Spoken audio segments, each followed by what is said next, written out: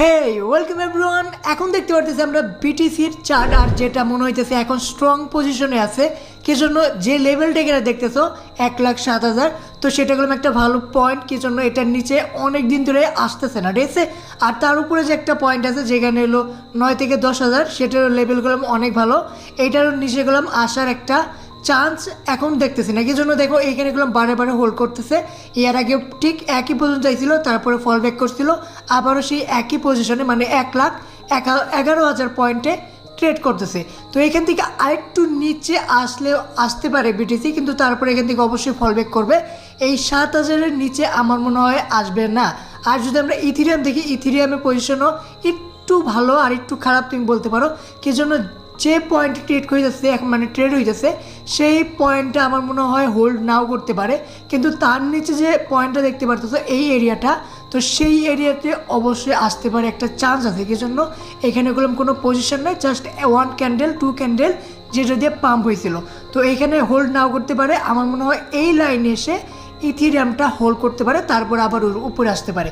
তার মানে ইথিরিয়াম যদি এই পর্যন্ত আসে, তাহলে অবশ্যই এখানে অন্য যে কয়েনগুলো অল কয়েন সেগুলো আরও 10 থেকে 15% ডাম্প হতে পারে। তো এটা শিওর না এটার নিচে আসবে কি না, কিন্তু আমার মনে হয় এই লেভেলে ইথিরিয়াম আসতে পারে আমার যতটুকু মনে হইতেছে। আর এখানে যদি আমরা ডমিনেন্স দেখি, ডমিনেন্সে এখানে কীরকম পজিশন আছে সেটা দেখলে আমরা বাকি কিছু বুঝতে পারবো। কি জন্য ডমিনেন্সে এখানে অনেক বেশি ম্যাটার করে। তো আমি তোমাদের 3-4 দিন আগে বলছিলাম যে এখানে যে পয়েন্টটা ছিল বিটিসি ডমিনেন্সের মানে 38-37 যে লেভেলটা, সেটাগুলো অনেক বড় একটা পয়েন্ট আসছিল। তো আমি বলছিলাম যে এইখান থেকে বিটিসি ডমিনেন্স উপরে যেতে পারে সপ্তাহখানেকের ভিতরেই।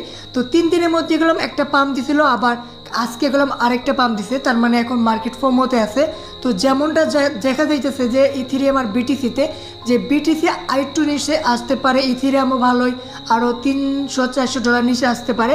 আর আমারও মনে হইতেছে এখান থেকে আরেকবার ডমিনেন্স উপরে যেতে পারে, তারপর হয়তো ব্রেকআউট করতে পারে, ঠিক আছে।